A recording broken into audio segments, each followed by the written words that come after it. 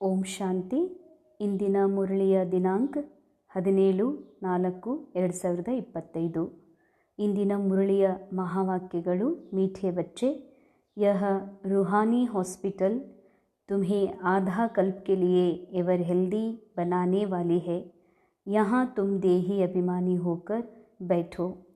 ಮಧುರ ಮಕ್ಕಳೇ, ಈ ಆತ್ಮೀಯ ಆಸ್ಪತ್ರೆಯು ತಮ್ಮ ಅರ್ಧ ಕಲ್ಪದವರೆಗೆ ಎವರ್ ಹೆಲ್ದಿಯನ್ನಾಗಿ ಮಾಡುವಂಥದ್ದಾಗಿದೆ. ಅದಕ್ಕಾಗಿ ಇಲ್ಲಿ ತಾವು ದೇಹಿ ಅಭಿಮಾನಿಗಳಾಗಿ ಕುಳಿತುಕೊಳ್ಳಬೇಕು. ಇದು ಒಂದು ಈಶ್ವರೀಯ ವಿಶ್ವವಿದ್ಯಾಲಯವೂ ಹೌದು, ಜೊತೆಯಲ್ಲಿ ಆಸ್ಪತ್ರೆಯೂ ಹೌದು. ಈ ಆಸ್ಪತ್ರೆಯಲ್ಲಿ ಆತ್ಮನ ಮನಸ್ಸಿಗೆ ಚಿಕಿತ್ಸೆ ಕೊಡಲಾಗ್ತದೆ. ಮನೋಚಿಕಿತ್ಸೆ ಅಂತ ಹೇಳಲಾಗ್ತದೆ. ಮನೋತಜ್ಞ ಸುಪ್ರೀಂ ಸರ್ಜನ್ ಶಿವ ಬಾಬಾ ಪರಮಾತ್ಮನೇ ಇಲ್ಲಿ ಮನಸ್ಸಿಗೆ ಟ್ರೀಟ್ಮೆಂಟ್ ಕೊಡ್ತಾರೆ. ಯಾಕೆ ಮನಸ್ಸಿಗೆ ಟ್ರೀಟ್ಮೆಂಟ್ ಬೇಕಾಗಿದೆ ಇವತ್ತೆಲ್ಲರಿಗೂ ಅಂದರೆ, ಸತೋಪ್ರಧಾನವಾದಂತಹ ಆತ್ಮನ ಸತ್ಯವಾದ ಮನಸ್ಸು ಈಗ ದೇಹಭಾನಕ್ಕೆ ವಶೀಭೂತಾಗಿ ದೇಹವೇ ತಾನಂತ ತಿಳ್ಕೊಂಡಿರೋದ್ರಿಂದ ದೇಹದಲ್ಲಿ ಆಗುವ ಆಗುಹೋಗುಗಳು, ಆಪತ್ತುಗಳು, ತೊಂದರೆ, ರೋಗ, ನೋವು ಇವೆಲ್ಲ ನಾನೇ ನನ್ನ ಜೊತೆಗೇ ನಡೀತಾ ಇದೆ ಅಂತ ತಿಳ್ಕೊಂಡಿರೋದ್ರಿಂದ ಮನಸ್ಸು ಈಗ ಮನೋವಿಕಾರಕ್ಕೆ ಸಿಲುಕಿದೆ. ಮನಸ್ಸಿನಲ್ಲಿ ಬಹಳಷ್ಟು ದುಃಖ, ಚಿಂತೆ ತುಂಬಿಬಿಟ್ಟಿದೆ. ಅದಕ್ಕಾಗಿ ಬಾಬಾ ಇಂತಹ ಒಂದು ಇಂಜೆಕ್ಷನ್ ಕೊಡ್ತಾರೆ, ಜ್ಞಾನದ ಮನ್ಮನಾಭವದ ಇಂಜೆಕ್ಷನ್. ಇದರಿಂದ ಈ ಆಸ್ಪತ್ರೆಯಲ್ಲಿ ಮನಸ್ಸುಗಳಿಗೆ ಮತ್ತೆ ಮನೋಚೇತರಿಕೆ ಸಿಗ್ತದೆ. ಮನಸ್ಸು ಮತ್ತೆ ಸತೋಪ್ರಧಾನ ಆಗ್ತದೆ, ಆತ್ಮದ ಸಮಾನ ಆತ್ಮನಲ್ಲಿ ಲೀನ ಆಗ್ತದೆ. ಅದಕ್ಕಾಗಿ ಇದು ಒಂದು ಯೂನಿವರ್ಸಿಟಿ ಆಸ್ಪತ್ರೆಯಾಗಿದೆ. ಇದರಲ್ಲಿ ಅರ್ಧ ಕಲ್ಪಕ್ಕಾಗಿ ಮನಸ್ಸು ಎವರ್ ಹೆಲ್ದಿ ಆಗ್ತದೆ. ಆತ್ಮನ ಮನಸ್ಸು ಈ ಸಮಯದಲ್ಲಿ ದೇಹಕ್ಕೆ ವಶೀಭೂತಾಗಿ, ಮಾಯೆಗೆ ವಶೀಭೂತಾಗಿ ಅಲೆದಾಡಲಿಕ್ಕೆ ಶುರು ಮಾಡಿದೆ. ಸಂಪೂರ್ಣ ರೋಗಿ ಆಗಿಬಿಟ್ಟಿದೆ. ಅದಕ್ಕಾಗಿ ಅಲೆದಾಡುವುದರಿಂದ ಬಂದ್ ಮಾಡೋದಕ್ಕಾಗಿ, ಒಂದು ಶಾಂತಿಯ ನೆಲೆಯಲ್ಲಿ ಸ್ಥಿತ ಮಾಡೋದಕ್ಕಾಗಿ, ಇದಕ್ಕೆ ಆರೋಗ್ಯಶಾಲಿ ಮಾಡೋದಕ್ಕಾಗಿ ಬಾಬಾ ಈ ಆಸ್ಪತ್ರೆಯಲ್ಲಿ ಚಿಕಿತ್ಸೆಯನ್ನು ಕೊಡ್ತಾ ಇದ್ದಾರೆ. ಇನ್ನು ಬಾಬಾ ಹೇಳ್ತಾರೆ, ಇಲ್ಲಿ ದೇಹಿ ಅಭಿಮಾನಿಯಾಗಿ ಕೂತ್ಕೊಳ್ರಿ. ಯಾಕೆಂದರೆ ಪರಮಾತ್ಮ ಶಿವ ಬಾಬಾ ಶಿಕ್ಷಕನಾಗಿ ಯಾವಾಗ ಇಲ್ಲಿ ನಮಗೆ ಜ್ಞಾನವನ್ನು ಕೊಡ್ತಾರೆ, ಬಾಬಾ ಪ್ರತಿನಿತ್ಯವೂ ಆತ್ಮದ ಉನ್ನತಿಗಾಗಿ, ಆತ್ಮ ತನ್ನ ತಮೋಪ್ರಧಾನತೆಯಿಂದ ಮುಕ್ತಾಗಿ ಸತೋಪ್ರಧಾನತೆಯ ಸತ್ಯ ಅನುಭವ ಮಾಡುವುದಕ್ಕಾಗಿ ಗುಹ್ಯ ಮಾತುಗಳನ್ನು, ಸೂಕ್ಷ್ಮಾತಿ ಸೂಕ್ಷ್ಮ ಮಾತುಗಳನ್ನು ಮುರಳಿಯ ಮೂಲಕ ಹೇಳ್ತಾರೆ. ಮೈಂಡಿಗೆ ಯಾವಾಗಲೂ ಲಾಜಿಕ್ ಬೇಕು, ಮೈಂಡಿಗೆ ಪ್ರೂಫ್ ಬೇಕು. ಅದು ಅಂದಾಗ ನಾನು ಇದನ್ನು ಒಪ್ಕೋತೀನಿ ಅಂತ. ಆದರೆ ಎಲ್ಲಿವರೆಗೆ ಲಾಜಿಕ್ ಮೂಲಕ ತಿಳಿಸಿದಾಗ ನಾವು ಮುರಳಿ ತಿಳ್ಕೊಬೋದು, ಆದರೆ ಮುರಳಿಯೊಳಗಿನ ಅತಿ ಗುಹ್ಯ ಸೂಕ್ಷ್ಮ ಮಾತುಗಳನ್ನು ತಿಳ್ಕೊಳ್ಳಿಕ್ಕೆ ಸಾಧ್ಯ ಇಲ್ಲ. ಅದಕ್ಕಾಗಿ ಏನು ಬೇಕು ಅಂದರೆ, ಬಾಬಾರ ಮನೆಯಲ್ಲಿ ಬಂದಾಗ ನಾವು ಒಬ್ಬ ವಿದ್ಯಾರ್ಥಿ ಅಂತ ಅಷ್ಟೇ ಅಲ್ಲ, ದೇಹದ ಸಂಬಂಧಿ, ನಾವು ವ್ಯಾಪಾರಸ್ಥ, ನಾವು ಉದ್ಯೋಗಸ್ಥ, ನಾ ಅಕ್ಕೋರು, ಈ ಯಾವುದೇ ಥರದ ಭಾನದಿಂದ ಪರೆಯಾಗಿ ಒಂದು ಆತ್ಮಿಕ ಸ್ಥಿತಿಯಲ್ಲಿ ದೇಹಿಯಾಗಿ ಕುಳಿತುಕೊಂಡಾಗ ಮಾತ್ರ ಬಾಬಾ ತಿಳಿಸುವ ಅತಿ ಸೂಕ್ಷ್ಮ, ಅತಿ ಗುಹ್ಯವಾದಂತಹ ಮಾತುಗಳನ್ನು ನಾವು ಅರ್ಥ ಮಾಡ್ಕೊಳ್ಳಿಕ್ಕೆ ಸಾಧ್ಯ ಇದೆ. ಇಲ್ಲ ಅಂತಂದರೆ ನಮಗೆ ಇವತ್ತು ಬಾಬಾ ಹೇಳಿದ್ದಾರೆ, ಅನೇಕ ಬಾರಿ ಹೇಳ್ತಾ ಇರ್ತಾರೆ, ಮುರಳಿ ಕೇಳ್ತೀರಿ, ಅದರ ಬುದ್ಧಿಯಲ್ಲಿ ಧಾರಣೆ ಆಗೋದಿಲ್ಲ. ಧಾರಣೆ ಆಗಬೇಕು ಅಂತಂದರೆ ನಿರಾಕಾರ ಶಿವ ಬಾಬಾರವರ ಮಹಾವಾಕ್ಯಗಳನ್ನು ನಾವು ನಿರಾಕಾರ ಸ್ವರೂಪದಲ್ಲಿಯೇ ಸ್ಥಿತ ಆಗಿ ಕುಳಿತುಕೊಂಡು ಆ ಮುರಳಿಯ ಮಹಾವಾಕ್ಯಗಳನ್ನು ಕೇಳಬೇಕಾಗ್ತದೆ. ಒಂದು ವೇಳೆ ನಾವು ಬಾಬಾರವರ ಸಾನ್ನಿಧ್ಯದಲ್ಲಿ ಮುರಳಿ ಕೇಳುವಾಗ ಸ್ಥೂಲ ರೂಪದ ಒಂದು ಸ್ಮೃತಿಯಲ್ಲಿ ಕೂತ್ಕೊಂಡ್ವಿ ಅಂದರೆ ಈ ಫಿಸಿಕಲ್ ಮೈಂಡ್ ಬಾಬಾನ ಮಹಾವಾಕ್ಯದ ಮೇಲೂ ಕೂಡ ಡೌಟ್ ಪಡ್ತದೆ. ಡೌಟ್ ಪಡಬಾರ್ದು ಅಂತಂದ್ರೆ ನಾವು ಅತಿ ಸೂಕ್ಷ್ಮವಾದಂತಹ ಆತ್ಮ ನಿರಾಕಾರಿ ಸ್ಥಿತಿಯಲ್ಲಿ, ದೇಹಿ ಅಭಿಮಾನಿ ಸ್ಥಿತಿಯಲ್ಲಿ ಕೂತ್ಕೊಂಡು ಕೇಳಿದಾಗ ಮಾತ್ರ ಬಾಬಾ ಯಾವ ಮಾತುಗಳನ್ನು ಯಾವ ರೂಪದಲ್ಲಿ ಯಾವ ರೀತಿ ನಮಗೆ ತಿಳಿಸ್ಬೇಕಂತಾರೋ ಅದನ್ನು ತಿಳ್ಕೊಳ್ಳಿಕ್ಕೆ ಸಾಧ್ಯದೆ. ಇಂದಿನ ಮುರಳಿಯ ಪ್ರಶ್ನೆ, ಧಂಧಾ ಆದಿ करते भी कौन सा डायरेक्शन बुद्धि में याद रहना चाहिए. ಕೆಲಸ ಕಾರ್ಯಗಳನ್ನು ಮಾಡ್ತಾ ಇದ್ದರೂ ಕೂಡ ಯಾವ ಒಂದು ಬಾಬಾರವರ ಆದೇಶ ಡೈರೆಕ್ಷನ್ ಬುದ್ಧಿಯಲ್ಲಿ ಇರಬೇಕು. ಬಾಬಾ ಉತ್ತರದಲ್ಲಿ ಹೇಳಿದರು, बाबा का डायरेक्शन है तुम किसी साकार व आकार को याद नहीं करो, एक बाबा की याद रहे तो विकर्म विनाश हो. ನೀವು ಬಾಬಾರವರ ಆದೇಶ ಆಗಿದೆ, ಈ ಸಮಯದಲ್ಲಿ ತಾವು ಯಾವುದೇ ಸಾಕಾರ ರೂಪದ ನೆನಪನ್ನು ಮಾಡದೆ ಒಬ್ಬ ಶಿವತಂದೆಯ ನೆನಪಿನಲ್ಲೇ ಇರಬೇಕು, ಆಗ ನಿಮ್ಮ ವಿಕರ್ಮಗಳು ವಿನಾಶ ಆಗ್ತವೆ. ಇಸ್ಮೇ ಕೋಯಿ ಏ ನಹಿ ಕಹ ಸಕ್ತಾ ಕಿ ಫುರ್ಸತ್ ನಹಿ, ಸಬ್ ಕುಚ್ ಕರ್ತೆ ಬಿ ಯಾದ್ ಮೇ ರಹ ಸಕ್ತೆ ಹೋ. ಇದರಲ್ಲಿ ಯಾರೂ ಈ ರೀತಿ ಹೇಳಿಕ್ಕೆ ಸಾಧ್ಯ ಇಲ್ಲ, ನನಗೆ ಬಾಬಾ ನೆನಪು ಮಾಡಲಿಕ್ಕೆ ಪುರ್ಸತ್ತಿಲ್ಲ ಅಥವಾ ಟೈಮ್ ಇಲ್ಲ ಅಥವಾ ನಾನು ಖಾಲಿ ಇಲ್ಲ ಅನ್ನುವಂಥ ಮಾತು ಹೇಳಿಕ್ಕೆ ಸಾಧ್ಯನೇ ಇಲ್ಲ. ಯಾಕಂದರೆ ಈ ಸಮಯದಲ್ಲಿ ಬಾಬಾ ಅಂತಾರೆ, ಎಲ್ಲವನ್ನು ನೀವು ಕೆಲಸ ಮಾಡ್ತಾನೂ ಕೂಡ ಬಾಬಾರ ನೆನಪು ಮಾಡಲಿಕ್ಕೆ ಸಾಧ್ಯ ಇದೆ. ಅಂತಹ ಪರಮಾತ್ಮ ಈ ನಾಟಕದ ಡೈರೆಕ್ಟರ್ ಆಗಿದ್ದು, ಜೊತೆಯಲ್ಲಿ ನಮ್ಮ ಪ್ರೀತಿಯ ಪಿತಾ, ಆತ್ಮೀಯ ಟೀಚರ್ ಆಗಿರುವುದರಿಂದ ಬಾಬಾ ನಮಗೆ ಇಷ್ಟೊಂದು ಸರಳವಾದ ಮಾರ್ಗವನ್ನು ಹೇಳಿದ್ದಾರೆ. ಸತೋ ಪ್ರಧಾನ ಆಗುವಂತಹ, ಪತಿತರಿಂದ ಪಾವನಾಗುವಂಥ ಮಾರ್ಗ ಬಹಳ ಸರಳಿದೆ. ಕೆಲಸ ಕಾರ್ಯಗಳನ್ನು ಮಾಡ್ತಾನೂ ಕೂಡ ನಾವು ತಂದೆ ನೆನಪನ್ನು ಮಾಡ್ಬೋದು. ಬಾಬಾರವರ ನೆನಪು ಮಾಡೋದರಲ್ಲಿ ಬಾಬಾರ ಆದೇಶ ಏನಾಗಿದೆ, ಯಾವುದೇ ಸಾಕಾರ ಆಕಾರ ರೂಪದ ನೆನಪು ಮಾಡಬೇಡ್ರಿ. ಅಂದರೆ ಕೆಲವೊಮ್ಮೆ BK ರೋಲ್ನಲ್ಲಿ ಬಂದ ಮೇಲೆ ಸತ್ಯ ಪರಮಾತ್ಮ ತಂದೆಯನ್ನು ಅರಿತ ಮೇಲೂ ಕೂಡ ಕೆಲವೊಮ್ಮೆ ಆಕಾರ ರೂಪ ಅಂದರೆ ಬ್ರಹ್ಮ ಬಾಬಾರವರ ಸೂಕ್ಷ್ಮ ಫರಿಸ್ತಾ ರೂಪದೊಳಗೆ ಅವರ ತನುವಿನಲ್ಲಿ ಶಿವಬಾಬಾರ ಅನುಭವ ಮಾಡೋದು ಮತ್ತು ಗುಲ್ಜಾರ್ ದಾದಿಯ ತನುವಿನಲ್ಲಿ ಶಿವಬಾಬಾ ಸಾಕಾರ ಅನುಭವ ಮಾಡ್ತಿರಲ್ಲ, ಈ ರೀತಿ ಯಾರನ್ನೂ ನೆನಪು ಮಾಡಬೇಡ್ರಿ. ಕೇವಲ ಒಬ್ಬ ನಿರಾಕಾರ ತಂದೆ ಶಿವಬಾಬಾರವರನ್ನೇ ನೆನಪು ಮಾಡಿದಾಗ ಮಾತ್ರ ನಿಮ್ಮ ವಿಕರ್ಮಗಳು ವಿನಾಶ ಆಗ್ತವೆ ಅಂತಾರೆ ಬಾಬಾ.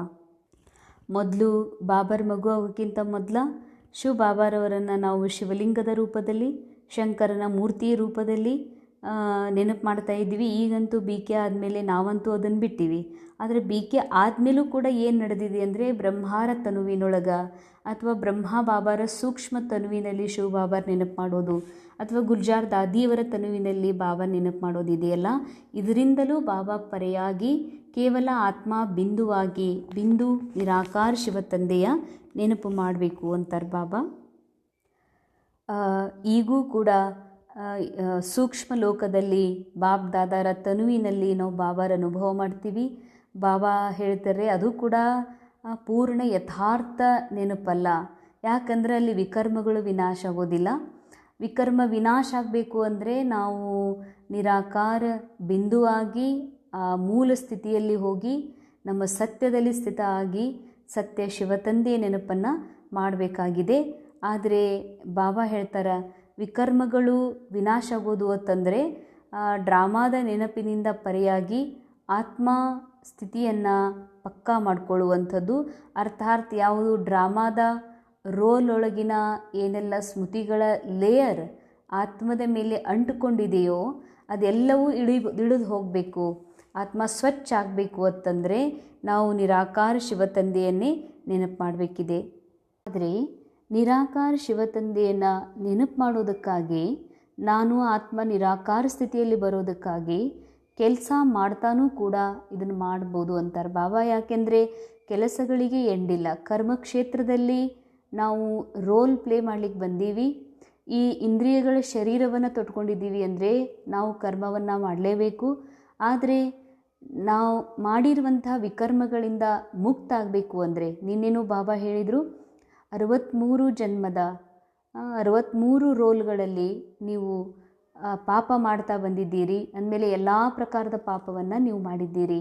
ಅದಕ್ಕೆ ಎಂದೂ ಹಿಂಗೆ ತಿಳ್ಕೊಬೇಡ್ರಿ, ನಾನೇನು ಈ ಜನ್ಮದಲ್ಲಿ ಅಂಥ ಪಾಪನೇ ಮಾಡಿಲ್ಲ, ನಂದೇನು ಅಷ್ಟು ಪಾಪ ಇಲ್ಲ, ಅದಕ್ಕಾಗಿ ಯೋಗ ನಾನು ಸ್ವಲ್ಪ ಮಾಡಿದ್ರೂ ಮುಗೀತದಂತೆ ಹಿಂಗೆಂದೂ ಬರಬಾರ್ದು. ಯಾಕೆ ಅಂದರೆ ನಮ್ಮ ಜನ್ಮಾಂತರದ ತಲೆ ಮೇಲಿನ ಭಾರವನ್ನು ಇಳಿಸ್ಕೊಳ್ಳಿಕ್ಕೆ, ದೇಹಭಾನದ ಹೊರೆಯಿಂದ ಮುಕ್ತ ಆಗೋದಕ್ಕಾಗಿ ನಾವು ನಿರಂತರ ಕರ್ಮವನ್ನು ಮಾಡ್ತಾನೂ ಕೂಡ ತಂದೆ ನೆನಪನ್ನು ಮಾಡಬೇಕಾಗಿದೆ. ಅದಕ್ಕೆಂದೂ ಹೀಗನ್ನುವ ಹಾಗಿಲ್ಲ, ಪುರ್ಸತ್ತಿಲ್ಲ ಅಂತ. ಯಾಕೆ ಅಂದರೆ ಇಂಥ ಒಂದು ಯೋಗದ ವಿಧಾನವನ್ನು ಕಲಿಸಿದವ್ರು ಯಾರು? ಬಾಬಾ ಮಾಸ್ಟರ್ಗೆ ಗೊತ್ತು ಇವರು ಕರ್ಮದಲ್ಲಿ ಎಷ್ಟು ಬ್ಯುಸಿಯಾಗಿರಬೇಕು, ಈ ಕರ್ಮ ಅಂದರೆ ಏನು ಅನ್ನುವಂಥದ್ದು ಬಾಬಾ ಗೊತ್ತಿದೆ. ಅದಕ್ಕಂತಲೇ ಮಾಡಲ್ಪಟ್ಟ ಡ್ರಾಮಾದಲ್ಲಿ ಆ್ಯಕ್ಟಿಂಗ್ ನಡೀತಾ ಇದೆ, ಅಪ್ನ್ಯಾಪ್ ಆ್ಯಕ್ಟಿಂಗ್ ನಡೀತಾ ಇದೆ. ಆದರೆ ನೀವು ನಿಮ್ಮ ಬುದ್ಧಿಯಿಂದ ನಿರಂತರ ಶಿವ ತಂದೆಯನ್ನು ನೆನಪು ಮಾಡಬೇಕು. ಸಬ್ ಕುಚ್ ಕರ್ತೆ ಭೀ ಯಾದ್ ಮೇ ರಹ ಸಕ್ತೆ ಹೋ, ಎಲ್ಲವನ್ನು ಮಾಡ್ತಾನೂ ಕೂಡ ನೀವು ನೆನಪಿನಲ್ಲಿರಲಿಕ್ಕೆ ಸಾಧ್ಯ ಇದೆ ಅಂತಾರೆ ಬಾಬಾ.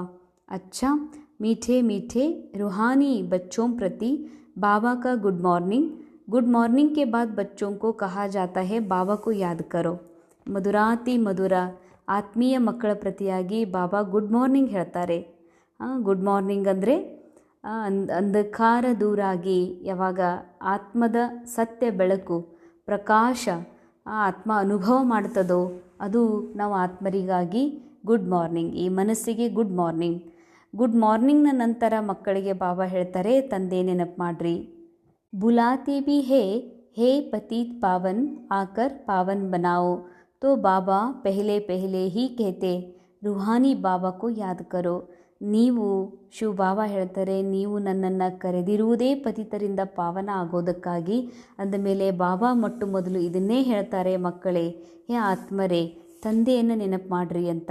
रूहानी बाबा तो सबका बाबा है. फादर को कभी सर्वव्यापी नहीं कहा जाता. ಆತ್ಮದ ತಂದೆ ಶಿವ ಬಾಬಾ ಒಬ್ಬರೇ ಇದ್ದಾರೆ. ಎಂದಿಗೂ ಶಿವ ಬಾಬಾರವರಿಗೆ ಸರ್ವವ್ಯಾಪಿ ಅಂತ ಹೇಳೋದಿಲ್ಲ. ತಂದೆಗೆ ಎಂದಾದರೂ ಸರ್ವವ್ಯಾಪಿ ಅಂತ ಹೇಳಲಾಗ್ತದೇನೋ? ಬಾಬಾ ಕೋ ಯಾದ್ ಕರ್ನಾ ಹಿ ಮುಖ್ಯ ಬಾತ್ ಹೈ. ಧಂಧೆ ಆದಿ ಕಿ ಕೋಯಿ ಮನಾ ನಹಿ ಹೈ. ಬಾಬಾ ನೆನಪು ಮಾಡೋದೇ ಇಲ್ಲಿ ಮುಖ್ಯ ಇದೆ. ಬಾಬಾ ಹೇಳ್ತಾರೆ ದಂಧಾ ಅಂದರೆ ನೀವೇನೇ ಮಾಡಿರಿ, ಸೇವಾ ಕೇಂದ್ರ ಸರ್ವಿಸ್ ಮಾಡಿರಿ, ನಿಮ್ಮ ಡ್ಯೂಟಿ ನಿಭಾಯಿಸ್ರಿ, ಬಿಸ್ನೆಸ್ ಮಾಡಿರಿ, ಏನೇ ಮಾಡಿರಿ ದಂಧಾ. ಆದರೆ ಬಾಬಾ ಅದಕ್ಕೆ ಬೇಡ ಅಂತ ಹೇಳೋದಿಲ್ಲ. ಆದರೆ ಎಲ್ಲ ಕೆಲಸ ಕಾರ್ಯಗಳನ್ನು ಮಾಡ್ತಾ ಬುದ್ಧಿಯಿಂದ ಕೇವಲ ಒಬ್ಬ ಶಿವತಂದೆ ನೆನಪು ಮಾಡಿದಾಗ ಮಾತ್ರ ವಿಕರ್ಮಗಳು ವಿನಾಶ ಆಗ್ತವೆ. ಏತೋ ಸಮಜ್ನೆ ಕಿ ಹೇ ಹಮ್ ಪತಿತ್ ಹೇ. ಸಾಧು ಸಂತ್ ಋಷಿ ಮುನಿ ಆದಿ ಸಬ್ ಸಾಧನಾ ಕರ್ತೆ ಹೇ. ಸಾಧನಾ ಕಿ ಜಾತಿ ಹೇ ಭಗವಾನ್ ಸೆ ಮಿಲ್ನೆ ಕಿ. ಈಗ ನಾವು ತಿಳ್ಕೊಳ್ತೀವಿ ಪತಿತಿದ್ದೀವಿ. ಸಾಧು ಸಂತ ಋಷಿ ಮುನಿಗಳು ಎಲ್ಲರೂ ಸಾಧನಾ ಮಾಡ್ತಿದ್ದಾರೆ. ಆದರೆ ಬಾಬಾ ಹೇಳ್ತಾರೆ ಸಾಧನಾನೇ ಎದಕ್ಕೆ ಮಾಡಲಾಗ್ತದೆ? ಭಗವಂತನ ಮಿಲನ ಮಾಡೋದಕ್ಕಾಗಿ. ಎಲ್ಲಿವರೆಗೆ ಭಗವಂತನ ಪರಿಚಯ ಸತ್ಯವಾದ ಪರಿಚಯ ಸಿಗೋದಿಲ್ವೋ ಅಲ್ಲಿವರೆಗೆ ಭಗವಂತನ ಮಿಲನ ಮಾಡಲಿಕ್ಕೆ ಸಾಧ್ಯ ಇಲ್ಲ. ಪರಿಚಯ ಯಾವಾಗ ಸಿಗ್ತದೆ? ಯಾವಾಗ ಭಗವಂತ ಬರ್ತಾರೋ ಆಗಲೇ ಅವರ ಸತ್ಯ ಪರಿಚಯ ಹೇಳ್ತಾರೆ. ಸತ್ಯ ಪರಿಚಯ ಇಲ್ಲದೆ ಪರಮಾತ್ಮನನ್ನು ಯಾರೂ ಪಡೀಲಿಕ್ಕೆ, ಅನುಭವ ಮಾಡಲಿಕ್ಕೆ, ಅವರ ಮಿಲನ ಮಾಡಲಿಕ್ಕೆ, ಸಾಕ್ಷಾತ್ಕಾರ ಮಾಡ್ಕೊಳ್ಳಿಕ್ಕೆ ಸಾಧ್ಯ ಇಲ್ಲ. ತುಮ್ ಜಾನ್ತೆ ಹೋ ಬಾಬಾ ಕಾ ಪರಿಚಯ ದುನಿಯಾ ಮೇ ಕೋಯಿ ಕೋ ಭಿ ನಹಿ ಹೈ. ಮಕ್ಕಳೇ ನಿಮಗೆ ಗೊತ್ತಿದೆ ಬಾಬಾರವ್ರ ಪರಿಚಯ ಜಗತ್ತಿನಲ್ಲಿ ಯಾರಿಗೂ ಇಲ್ಲ.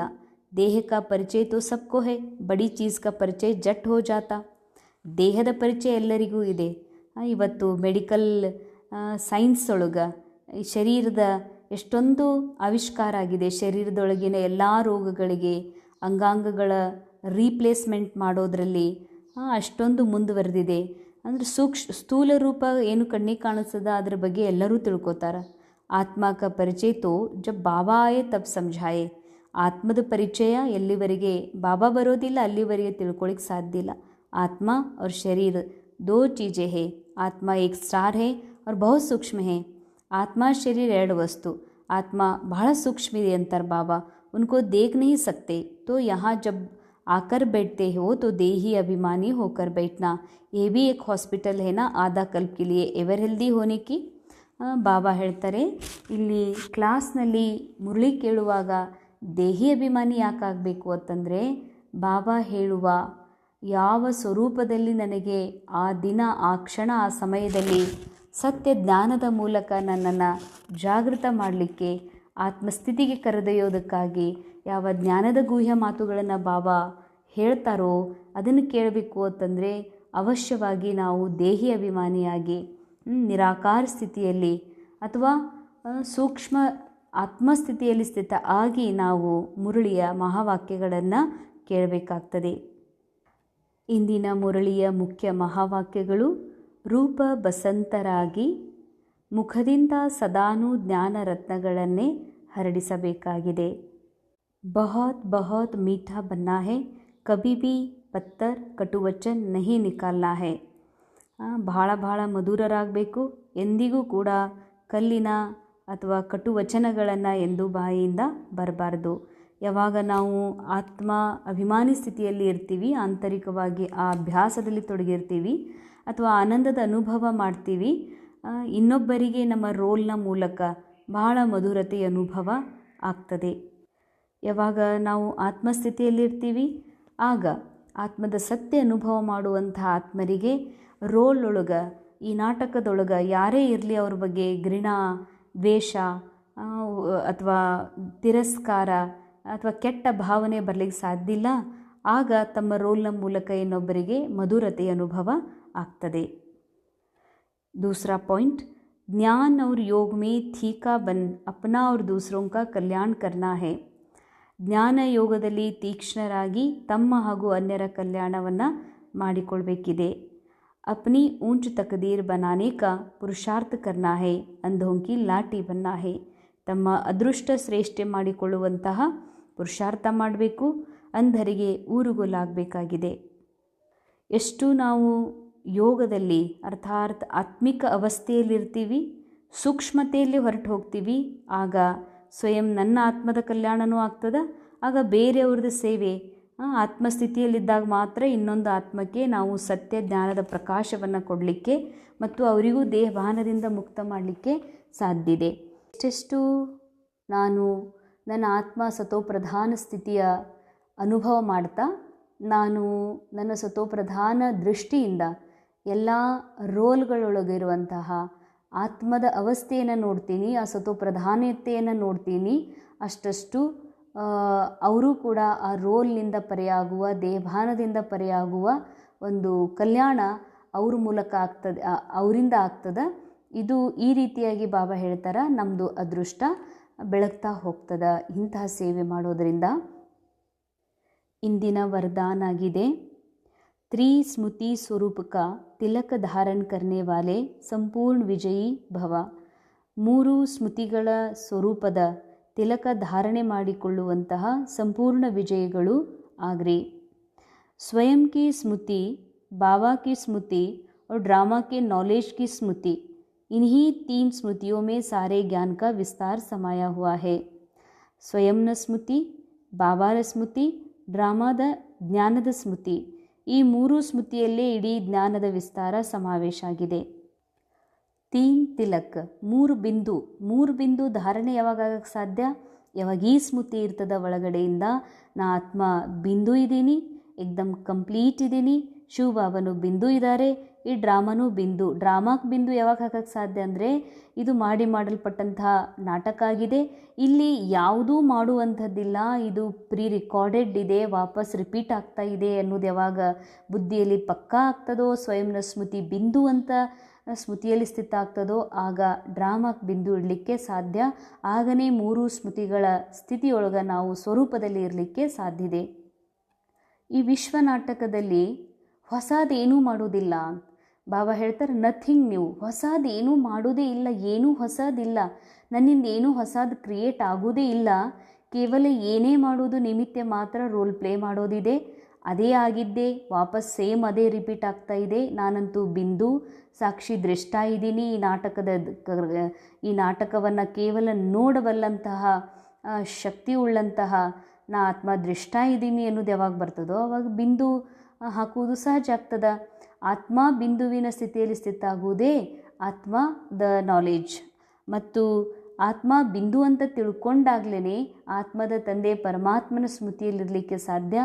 ಆಗ ಈ ಡ್ರಾಮಾದ ಎಲ್ಲ ಮಾತುಗಳಿಗೆ, ಎಲ್ಲ ಘಟನೆಗಳಿಗೆ ಸೆಕೆಂಡ್ನಲ್ಲಿ ಬಿಂದು ಇಡಲಿಕ್ಕೆ ಸಾಧ್ಯ. ಆಗ ಮೂರು ಬಿಂದುವಿನ ಸ್ಮೃತಿಯಲ್ಲಿ ಇರಲು ಸಾಧ್ಯ. इन्हीं तीन स्मृतियों में सारे ज्ञान का विस्तार समाया हुआ है. नॉलेज के वृक्ष की यही तीन स्मृतियाँ है. ಬಾಬಾ ಹೇಳ್ತಾರೆ, ಈ ಮೂರು ಸ್ಮೃತಿಯೊಳಗನೆ ಇಡೀ ಜ್ಞಾನದ ವಿಸ್ತಾರ ಸಮಾವೇಶವಾಗಿದೆ. ಅಂದರೆ ಇಷ್ಟು ಸಾಗರದ ಜ್ಞಾನ ಏನಿದೆ, ಜ್ಞಾನ ಸಾಗರದ ಸಾರ ಯಾವುದು ಅಂತಂದರೆ ಮೂರು ಬಿಂದು. ನಾ ಆತ್ಮ ಇದ್ದೀನಿ, ನಾನು ಈ ನಾಟಕದಲ್ಲಿ ಹೊಸದೇನೂ ಮಾಡುವುದಿಲ್ಲ ಅಂದಾಗ ಈ ನಾಟಕದಲ್ಲಿ ಬಿಂದು ಹಾಕಿ ಬಿಂದು ತಂದೆಯ ಸ್ಮೃತಿಯಲ್ಲಿ ಸದಾ ಇರಲಿಕ್ಕೆ ಸಾಧ್ಯ. ಈ ಮೂರು ಬಿಂದುಗಳು ಸ್ಮೃತಿಯಲ್ಲಿ ಇದ್ದಾಗ ಮಾತ್ರ ಇರುವುದೇ ಪೂರಾ ಈ ಜ್ಞಾನದ ವಿಸ್ತಾರ ಸಮಾವೇಶ ಆಗಿದೆ. ನಾಲೇಜ್ ಕೆ ವೃಕ್ಷ ಕಿ ಯಹ 3 ಸ್ಮೃತಿಯಾ ಹೇ. ನಾಲೇಜ್ ಅನ್ನುವಂಥ ವೃಕ್ಷ, ದೊಡ್ಡ ವೃಕ್ಷ ಇದು, ಜ್ಞಾನ ಸಾಗರ ಇದೆ. ನಾಲೇಜ್ ಒಂದು ಮಹಾನ್ ವೃಕ್ಷ ಆಗಿದೆ. ಈ ವೃಕ್ಷದೊಳಗೆ ಈ ಮೂರೂ ಸ್ಮೃತಿಗಳದಾವ ಅಂತ ಹೇಳ್ತಾರೆ ಬಾಬಾ. जैसे वृक्ष का पहले बीज होता है, उस बीज द्वारा 2 पत्ते निकलते. ಯಾವಾಗಲೂ ವೃಕ್ಷ ತಯಾರಾಗಬೇಕಂದ್ರೆ ಮೊದಲು ಬೀಜ ಇರ್ತದೆ, ಬೀಜದಿಂದ 2 ಎಲೆಗಳು ಬರ್ತದೆ, ಆನಂತರ ವೃಕ್ಷದ ವಿಸ್ತಾರ ಆಗ್ತದೆ. ಇದೇ ವಿಸ್ತಾರ ಹೋತಾ ಹೇ तो ऐसे मुख्य है बीज बाबा की स्मृति, फिर 2 पत्ते अर्थात आत्मा और ड्रामा की सारी नॉलेज. ಬೀಜನೇ ಮುಖ್ಯ. ವೃಕ್ಷ ಬರಬೇಕು ಅಂದರೆ ಹೇಗೆ ಬೀಜ ಮುಖ್ಯನೋ ಹಾಗೆ ಬಾಬಾ ಈ ಜ್ಞಾನದ ಬೀಜ ಆಗಿದ್ದಾರೆ. ನಾವು ಬೀಜದ ಸ್ಮೃತಿಯಲ್ಲಿ ಇದ್ದಾಗ, ಬೀಜ ಬಾಬಾ ಆಗಿದ್ದಾರೆ ಅಂದರೆ ಬೀಜವನ್ನು ಹಾಕಿದಾಗ ಒಂದು ಮೊಳಕೆ ಬರ್ತದೆ, ಅದಕ್ಕೆ 2 ಎಲೆಗಳು ಬರ್ತವೆ. ಆ 2 ಎಲೆಗಳು ಯಾವುದು ಅಂದರೆ ಒಂದು ಆತ್ಮ, ಇನ್ನೊಂದು ಡ್ರಾಮಾ ಅಂತ ಹೇಳ್ತಾರೆ ಬಾಬಾ. इन 3 स्मृतियों को धारण करने वाले स्मृति भव का संपूर्ण विजयी भव के वरदानी बन जाते हैं. ಯಾರು ಈ 3 ಸ್ಮೃತಿಗಳ ಧಾರಣೆಯನ್ನು ಮಾಡ್ತಾರೆ ಅಂದರೆ ಸಿಂಪಲ್ಲಾಗಿ ನಾ ಆತ್ಮ ಬಿಂದು ಇದ್ದೀನಿ, ಈ ನಾಟಕದಲ್ಲಿ ನಾನೇನು ಮಾಡುವಂಥದ್ದಿಲ್ಲ, ಮಾಡಲ್ಪಟ್ಟದ್ದೇ ನಾಟಕ ರೀಪ್ಲೇ ಆಗ್ತಾ ಇದೆ, ನಾನು ಸಾಕ್ಷಿ ದೃಷ್ಟ ಅದನ್ನು ಸಾಕ್ಷಿಯಾಗಿ ನೋಡ್ತಿದ್ದೀನಿ ಅಂದಾಗ ಮಾತ್ರ ಡ್ರಾಮಾದ ಸ್ಮೃತಿಗೆ ಬಿಂದು ಹಾಕಿ ಬಿಂದು ತಂದೆ ನೆನಪು ಮಾಡಲಿಕ್ಕೆ ಸಾಧ್ಯ. ಈ 3 ಬಿಂದುಗಳ ಸ್ಮೃತಿಯ ಧಾರಣೆಯನ್ನು ಮಾಡಿಕೊಂಡಾಗ ಮಾತ್ರ ಸ್ಮೃತಿ ಭವದ ಸಂಪೂರ್ಣ ವಿಜಯೀ ಭವದ ವರದಾನ ಮಕ್ಕಳಿಗೆ ಪ್ರಾಪ್ತಾಗ್ತದೆ. ಸ್ಲೋಗನ್: ಪ್ರಾಪ್ತಿಯೋं को ಸದಾ ಸಾಮನೆ ರಖೋ ತೋ ಕಮಜೋರಿಯಾ ಸಹಜ ಸಮಾಪ್ತ ಹೋ ಜಾಯೇಗಿ. ಪ್ರಾಪ್ತಿಗಳನ್ನು ಸದಾ ಎದುರುಗಡೆ ಇಟ್ಕೊಂಡಾಗ ಕಮಜೋರಿಗಳು ಸಹಜವಾಗಿಯೇ ಸಮಾಪ್ತಿಯಾಗುತ್ತವೆ. ಪ್ರಾಪ್ತಿ ಅಂದರೆ ಆತ್ಮನಿಗೆ, ಈ ಮೈಂಡಿಗೆ ಈ ಸಂಗಮ ಯುಗದಲ್ಲಿ ನಮಗೆ ಒಂದು ಭಗವಂತನ ಪ್ರಾಪ್ತಿಯಾಗಿದೆ, ಸತ್ಯ ಜ್ಞಾನದ ಪ್ರಾಪ್ತಿಯಾಗಿದೆ, ಸದ್ಗುಣಗಳ ಮತ್ತು ಸರ್ವಶಕ್ತಿಗಳ ಪ್ರಾಪ್ತಿಯಾಗಿದೆ. ಮತ್ತು ಸತ್ಯ ಆತ್ಮ ನಾನು ಯಾರೆನ್ನುವುದು ಕೂಡ ನನಗೆ ಪ್ರಾಪ್ತಾಗಿದೆ. ನನ್ನ ಅರಿವೇ ಇಲ್ಲದೆ ನಾನು ಅಲ್ದಾಡ್ತಾ ಇದ್ದೆ, ನಾನು ಯಾರು ಅನ್ನುವಂಥ ನಿಜ ಅನುಭೂತಿ ನನಗಾಗಿದೆ. ಅವಿನಾಶಿ ಆತ್ಮ, ಇಚ್ಛಾ ಮಾತ್ರಂ ಅವಿದ್ಯಾ ಸ್ವರೂಪಿದ್ದೀನಿ ಎನ್ನುವ ಸತ್ಯ ನನಗೆ ಅರಿವಾಗಿದೆ ಅಂದಮೇಲೆ ಯಾವಾಗ ನಾ ಈ ನನಗೆ ಸಿಕ್ಕಂಥ ಎಲ್ಲ ಪ್ರಾಪ್ತಿಗಳನ್ನು ಈ ಮೈಂಡ್ ಮುಂದೆ ಇಡ್ತೀನಿ, ಆಗ ಮೈಂಡ್ ಒಳಗಿರುವಂಥ ಕಮ್ಜೋರಿಗಳು, ರೋಲ್ನಲ್ಲಿರುವಂಥ ಯಾವ ಕಮ್ಜೋರಿ ಅದಾವೆ ಅಂದರೆ ನನಗಿನ್ನೂ ಇದು ಇಲ್ಲ, ಇದು ಬೇಕು, ನನಗೆ ಈ ರೀತಿ ಆಗಬೇಕು, ಸಿಗಬೇಕು ಅನ್ನುವಂಥ ಏನು ಇಚ್ಛೆ ಇದೆ, ಇಚ್ಛಾ ಒಂದು ಕಮ್ಜೋರಿನೇ ಆಗಿದೆ. ಇಂಥ ಎಲ್ಲ ಕಮ್ಜೋರಿಗಳು ಸಹಜ ಸಮಾಪ್ತ ಆಗಬೇಕು ಅಂತಂದರೆ ಅದಕ್ಕೆ ಮೈಂಡಿಗೆ ಪದೇ ಪದೇ ಸ್ಮೃತಿ ಕೊಡಿಸ್ಬೇಕಾಗಿದೆ. ನಾನು ಇಚ್ಛಾ ಮಾತ್ರ ಅವಿದ್ಯಾ ಇದ್ದೀನಿ, ಅಥವಾ ನಾನು ನಿರಾಕಾರ ಸತ್ಯ ನಿತ್ಯ ಇದ್ದೀನಿ, ಮತ್ತು ನಾನು ಸದಾ ಕಲ್ಯಾಣಕಾರಿ ಇದ್ದೀನಿ, ಮತ್ತು ನಾನು ಸಂಪೂರ್ಣ ಇದ್ದೀನಿ, ಭರ್ಪೂರ್ ಇದ್ದೀನಿ, ಎವರ್ ಹೆಲ್ದಿ ಇದ್ದೀನಿ, ನಾ ಆತ್ಮ ಕಂಪ್ಲೀಟ್ ಇದ್ದೀನಿ ಅನ್ನುವಂತಹ ಸತ್ಯ ಪ್ರಾಪ್ತಿಯನ್ನು ಮನಸ್ಸಿನ ಮುಂದೆ ನಾವು ಇಟ್ಟಾಗ ಈ ಮನಸ್ಸು ತನ್ನ ಹಳೆಯ ಕಮ್ಜೋರಿಗಳಿಂದ ಮುಕ್ತ ಆಗಲಿಕ್ಕೆ ಸಾಧ್ಯ ಇದೆ. ಅವ್ಯಕ್ತಿಶಾರೆ ಕಂಬೈನ್ಡ್ ರೂಪದ ಸ್ಮೃತಿಯಿಂದ ಸದಾ ವಿಜಯಿಗಳಾಗ್ರಿ. ಸಂಗಮ್ ಯುಗ ಪರ್ ಬ್ರಹ್ಮ ಕುಮಾರಿ ಅಕೇಲೆ ನಹಿ ಹೋ ಸಕ್ತೆ. ಸಂಗಮ ಯುಗದಲ್ಲಿ ಕುಮಾರಿಯರೆಂದು ಸಿಂಗಲ್ ಇರ್ಲಿಕ್ಕೆ ಸಾಧ್ಯ ಇಲ್ಲ. ಸಿಂಗಲ್ ಇರುವುದಿಲ್ಲ ಅಂತಂದರೆ ಏನು? ಕುಮಾರಿ ಅಂದರೆ ಬ್ರಹ್ಮನ ಪುತ್ರಿಯರು, ಅರ್ಥಾತ್ ಶಿವಬಾಬನ್ ಮಕ್ಕಳು. ಕುಮಾರಿ ಯಾವಾಗ ಆಗ್ತಾರಂದ್ರೆ ಬಾಬಾರ್ ನಾಲೇಜ್ ಸಿಕ್ಕಾಗ. ಬಾಬಾ ನಾಲೇಜ್ ಅರ್ಥಾತ್ ಬಾಬಾ ಬೇರೆಯಲ್ಲ, ಬಾಬಾ ಕೊಡುವ ಜ್ಞಾನದ ಬೆಳಕು ಬೇರೆಯಲ್ಲ. ಯಾವಾಗ ನಾವು ಎಲ್ಲೇ ಇರ್ತೀವಿ ಕುಮಾರಿ ರೋಲ್ ಪ್ಲೇ ಮಾಡ್ತಾ ಮೈಂಡಲ್ಲಿ ಅಥವಾ ಬುದ್ಧಿಯಲ್ಲಿ ಬಾಬಾ ಕೊಟ್ಟಂಥ ನಾಲೇಜ್ ಇದೆ ಅಂತಂದರೆ ನಾವು ಸಿಂಗಲ್ ಅಲ್ಲ, ಬಾಬಾ ನಮ್ಮ ಜೊತೆಯಲ್ಲೇ ಇದ್ದಾರಂತ. ಸಿರ್ಫ್ ಬಾಬಾ ಕೆ ಸಾಥ್ ಕಾ ಅನುಭವ ಕಂಬೈನ್ಡ್ ಪನ್ ಕಾ ಅನುಭವ ಇಮರ್ಜ್ ಕರೋ. ಕೇವಲ ಬಾಬಾ ಜೊತೆಯಲ್ಲಿದ್ದಾರೆ, ಬಾಬಾನ ಕಂಬೈನ್ಡ್ ಇದ್ದಾರೆ ಎನ್ನುವಂತಹ ಅನುಭವವನ್ನು ಇಮರ್ಜ್ ಮಾಡಿಕೊಳ್ಳ್ರಿ. ಐಸಾ ನಹಿ ಕಿ ಬಾಬಾ ತೋ ಹೇ ಹಿ ಮೇರಾ ಸಾಥ್ ಹೇ ಹಿ ನಹಿ, ಸಾಥ್ ಕಾ ಪ್ರಾಕ್ಟಿಕಲ್ ಅನುಭವ ಇಮರ್ಜ್ ಕರೋ. ಹೀಗಲ್ಲ, ಬಾಬಾ ನನ್ನವರೇ ಅದಾರ, ನನ್ನ ಜೊತೆ ಇರ್ತಾರ ತಗೋ ಅಲ್ಲ. ಹಾಗಲ್ಲ, ಬಾಬಾ ಜೊತೆಯಲ್ಲೇ ಅದಾರ, ಬಾಬಾ ನನ್ನ ಜೊತೆಯಲ್ಲಿ ಅದಾರ ಅನ್ನುವಂಥದ್ದು ಪ್ರಾಕ್ಟಿಕಲ್ ಅನುಭವ ಮಾಡ್ರಿ ಅಂತಾರೆ ಬಾಬಾ. ತೋ ಯಹ ಮಾಯಾವಾರ್ ವಾರ್ ನಹಿ ಹೋಗ, ಮಾಯಾ ಹಾರ್ ಖಾಲೆಗೆ. ಹೀಗಿದೆಯಲ್ಲ, ನನಗೆ ಒಬ್ಬರು ಬ್ರದರ್ ಅದಾರ ಅಥವಾ ಸಿಸ್ಟರ್ ಅದಾರ, ಆದರೆ ನೀವು ಎಷ್ಟು ಜನ ಅಂತ ಕೇಳಿದಾಗ 2-3 ಜನ ಅಂತ ಹೇಳ್ತೀವಿ. ಈಗ ದಿನಾಲೂ ಮನೆಯೊಳಗೆ ಇಲ್ಲಿ ಯಾರ್ಯಾರು ಇರ್ತೀರಿ ಅಂದಾಗ ನಾವು 3 ಜನ ಇರ್ತೀವಿ ಅಂತ ಹೇಳ್ಬೋದು. ಆದರೆ ಈಗ ನಿಮ್ಮ ಬ್ರದರ್ ಎಲ್ಲಿರ್ತಾರ ಅಂದಾಗ ನಾ ಹೇಳ್ತೀನಿ ಮೈಸೂರೊಳಗೆ ಇರ್ತಾರ ಅಂತ. ಮೈಸೂರೊಳಗೆ ಇರ್ತಾರ, ಆದರೆ ಬ್ರದರ್ ಅದಾರಂತ ನಿಮಗೆ ಇದೇ ಭಾವನೆ, ಆದರೆ ಈಗಂತೂ ನಿಮ್ಮ ಜೊತೆಯಲ್ಲಿಲ್ಲಲ್ಲ ಅಂತೀವಿ ನಾವು. ನಾ ಹಂಗೆ ತಿಳ್ಕೊತೀನಿ, ನಮ್ಮ ತಮ್ಮ ನನ್ನ ಜೊತೆಯಲ್ಲಿ ಅದಾರ ಅಂತ ತಿಳ್ಕೊತೀನಿ, ಇಲ್ಲ ನನಗೆ ಅಪ್ಪಾಜಿ ನನ್ನ ಜೊತೆಯಲ್ಲಿ ಅದಾರ ಅಂತ ತಿಳ್ಕೊತೀನಿ ಅಂತಾರೆ. ಬಾಬನ ಜೊತೆಗೆ ಹೀಗಲ್ಲ, ಬಾಬಾ ಅದಾರ ಅಂತ ತಿಳ್ಕೊಳ್ಳೋದಲ್ಲ, ಅನ್ಕೊಳ್ಳೋದಲ್ಲ, ಬಾಬಾ ನಿಜವಾಗಿಯೂ ಅದಾರ, ಈ ಪ್ರಾಕ್ಟಿಕಲ್ ಅನುಭವ ಮಾಡ್ರಿ ಅಂತಾರೆ ಬಾಬಾ. ಆಗ ಮಾಯೆ ದಾಳಿ ಮಾಡೋದಿಲ್ಲ, ಅದು ಮಾಯೆ ಸೋತು ಹೊರಟು ಹೋಗ್ತದೆ. ಸಿರ್ಫ್ ಘಬರಾವೋ ನಹಿ, ಕ್ಯಾ ಹೋಗಯ. ಮಾಯೆ ಬರ್ತದೆ, ಏನೋ ಮಾಡ್ತದೆ, ಗಾಬರಿ ಆಗಬೇಡ್ರಿ ಏನಾಗ್ಬಿಡ್ತು ಅಂತ. ಹಿಮ್ಮತ್ ರಖೋ, ಬಾಬಾ ಕೆ ಸಾಥ್ ಕೋ ಸ್ಮೃತಿ ಮೇ ರಖೋ, ತೋ ವಿಜಯ್ ಆಪ್ಕಾ ಜನ್ಮಸಿದ್ಧ ಅಧಿಕಾರ ಹೇ. ಕೇವಲ ಧೈರ್ಯ ಇಡ್ರಿ, ಏನೇ ಪರಿಸ್ಥಿತಿ ಬರಲಿ, ಮಾಯಾ ದಾಳಿ ಮಾಡಲಿ, ಆದರೆ ಧೈರ್ಯ ಇಡ್ರಿ, ತಾಳ್ಮೆ ತಗೊಳ್ರಿ. ಬಾಬಾ ನನ್ನ ಜೊತೆಯಲ್ಲಿದ್ದಾರೆ ಅನ್ನುವಂಥ ಸ್ಮೃತಿ ಇತ್ತು ಅಂದರೆ ಸದಾ ವಿಜಯ ನಿಮ್ಮ ಜನ್ಮಸಿದ್ಧ ಅಧಿಕಾರ ಆಗಿದೆ. ವಿಜಯ ಅಂದರೆ ನಾವು ಯಾವುದು ಮನೆ ಕಟ್ಲಿಕ್ಕೆ ಶುರು ಮಾಡಿದ್ವಿ, ಅದು ನಮ್ಮ ಸಮಯದೊಳಗೆ ಮುಗೀತು ಅಂದ್ರೆ ನಾವು ತಿಳ್ಕೊತೀವಿ ಇಲ್ಲಿವರೆಗೆ ಲಿಮಿಟೆಡ್ ಮೈಂಡಲ್ಲಿ ತಿಳ್ಕೊಂಡಿದ್ವಿ, ಅದು ನನ್ನ ವಿಜಯ ಅಂತ. ನಾವು ಹೆಲ್ತನ್ನು ಸರಿ ಮಾಡ್ಕೊಳ್ಳಿಕ್ಕೆ ಸ್ಕೀಮ್ ಹಾಕ್ಕೊಂಡ್ವಿ, ಡಯಟ್ ಪ್ಲಾನ್ ಶುರು ಮಾಡಿದ್ವಿ, ಅದು ನನ್ನ ಹೆಲ್ತು ಸರಿ ಆಯಿತು, ಮತ್ತು ಏನೆಲ್ಲ ಈ ಶರೀರದಲ್ಲಿ ಬದಲಾವಣೆ ಆಗಬೇಕು ಅದೆಲ್ಲ ಆಯಿತು, ಅದಕ್ಕೆ ನಾವು ಸಕ್ಸಸ್ ಅಂತ ತಿಳ್ಕೊತೀವಿ. ಅಥವಾ ನಾವು ಸೇವಾ ಮಾಡಲಿಕ್ಕೆ ಶುರು ಮಾಡಿದ್ವಿ, ಅನೇಕ ಜನ ಬಾಬಾರ ಮಕ್ಕಳು ಹುಟ್ಕೊಂಡ್ರು, ಅದಕ್ಕೆ ನಾವು ಇದಕ್ಕೆ ಸಕ್ಸಸ್ ಅಂತ ತಿಳ್ಕೊತೀವಿ. ಅಥವಾ ನಮ್ಗೆ ಏನು ಸಾಮಾನುಗಳ ಕೊರತೆ ಇತ್ತು, ಕಾರ್ ಇರ್ಬೋದು, ಗಾಡಿ ಇರ್ಬೋದು, ಮನೆ ಇರ್ಬೋದು, ಮನೆಯೂ ಬಂತು ಅಥವಾ ಕಾರ್ ಬಂತು, ಸಾಮಾನುಗಳು ಬಂದು ಎಲ್ಲ ಸೆಟ್ಲ್ ಆಯಿತು, ಇದಕ್ಕೆ ನಾವು ಸ್ಥೂಲ ರೂಪದ ಸಕ್ಸಸ್ ಅಂತ ಇಲ್ಲಿವರೆಗೆ ತಿಳ್ಕೊಂಡೀವಿ.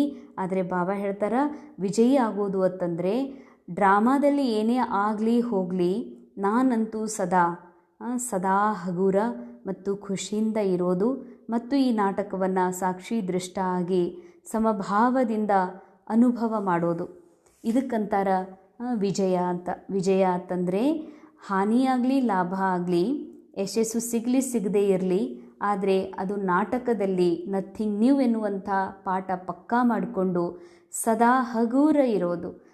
ಬನಾಯಿ ಡ್ರಾಮಾದಲ್ಲಿ ಏನಾಗಬೇಕು, ಸಿಗಬೇಕು, ಹೋಗಬೇಕು, ಇದು ಆಗ್ತಾ ಇದೆ, ನಾನಂತೂ ಸಾಕ್ಷಿ ದೃಷ್ಟ ಕೇವಲ ನಿರಾಕಾರ ಆತ್ಮ ಇದ್ದೀನಿ, ನಾನು ನಿರಾಕಾರ ಆತ್ಮ ಇದ್ದೀನಿ ಅಂತಂದಮೇಲೆ ಇದೆಲ್ಲವೂ ನಾನು ಕೇವಲ ಸಾಕ್ಷಿ ದೃಷ್ಟ ಆಗಿ ನೋಡ್ತಾ ಇದ್ದೀನಿ ಅನ್ನುವಂಥ ಎಷ್ಟೊಂದು ಹಗುರತೆ. ಯಾವುದೇ ಕಾರ್ಯ ಆಗಬೇಕಾದಂಥ ಸಮಯಕ್ಕೆ ಆಗದೇ ಇದ್ದರೂ ಕೂಡ ತಲೆಯೊಳಗೇನೂ ಫರಕ್ ಬೀಳೋದಿಲ್ಲ.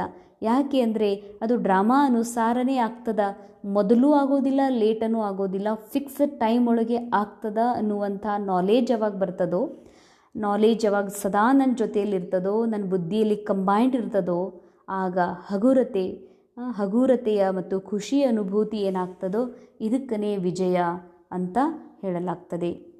ಬುದ್ಧಿಗೆ ಮಾಯಾವಾರ್ ಅಂದರೆ ನಾನು ನನ್ನ ಸತ್ಯವನ್ನು ಮರೆತು ಏನೆಲ್ಲ ಈ ನನ್ನ ಕ್ಯಾರೆಕ್ಟರ್ ಒಳಗೆ ನುಕ್ಸಾನ್ ಆಗ್ತಾ ಇದೆ ಅಥವಾ ಏನಾದರೂ ತೊಂದರೆ ಆಗ್ತಾ ಇದೆ ಅಂತಂದ್ರೆ ಇದು ನನಗಾಗ್ತಾ ಇದೆ ಅಂತ ತಿಳ್ಕೊಳ್ಳದೆ ಮಾಯೆ ದಾಳಿ. ಆದರೆ ನಾನು ನನ್ನ ಸತ್ಯದಲ್ಲಿ ಸ್ಥಿತ ಆಗಿ ಇದು ಕೇವಲ ಇದೇನು ಹೊಸದಲ್ಲ, ನನ್ನ ಸ್ಟೋರಿ, ಈ ಕ್ಯಾರೆಕ್ಟರ್ ಒಳಗೆ ಏನು ಆಗಬೇಕನ್ನುವಂಥ ಸ್ಟೋರಿ ಮೊದಲೇ ಫಿಕ್ಸ್ಡ್ ಇದೆ, ಇದನ್ನೇನೂ ಮಾಡಲಿಕ್ಕೆ ಸಾಧ್ಯ ಇಲ್ಲ, ಕೇವಲ ನಾನು ನೋಡಬಲ್ಲೆ ಅನ್ನುವಂಥ ನಾಲೇಜ್ ಬಾಬನ್ ಸಾಥ್ ಯಾವಾಗ ನನ್ನ ಜೊತೆಗಿರ್ತದೋ ಆಗ ಗಾಬರಿ ಅನಿಸೋದಿಲ್ಲ, ಧೈರ್ಯ ಬರ್ತದೆ. ಅಂದರೆ ನಾನು ಸತ್ಯ ಆತ್ಮ ಇದ್ದೀನಿ, ನಿರ್ವಿಕಾರ ಇದ್ದೀನಿ ಮತ್ತು ಅವಿನಾಶಿ ಇದ್ದೀನಿ ಅನ್ನುವಂಥ ನಾಲೇಜ್ ಯಾವಾಗ ನನ್ನ ಜೊತೆ ಇರ್ತದೋ ಆಗ ಪರಿಸ್ಥಿತಿ ಅಥವಾ ಏನು ರೋಲ್ನಲ್ಲಿ ಏನೆಲ್ಲ ನುಕ್ಸಾನ್ ಆಗ್ತದೆ, ಪರಿಸ್ಥಿತಿ ಬರ್ತದೆ, ಅದಕ್ಕೆ ಗಾಬರಿ ಆಗುವ ಬದಲಾಗಿ ಧೈರ್ಯ ಬರ್ತದೆ. ಆಗ ಬಾಬಾ ಜೊತೆಯಲ್ಲಿದ್ದಾರೆ ಅನ್ನುವಂಥ ಸ್ಮೃತಿ ಇದ್ದಾಗ ಸದಾ ತಮ್ಮದು ವಿಜಯ ಆಗ್ತದೆ. ವಿಜಯ ಇದು ನಿಮ್ಮ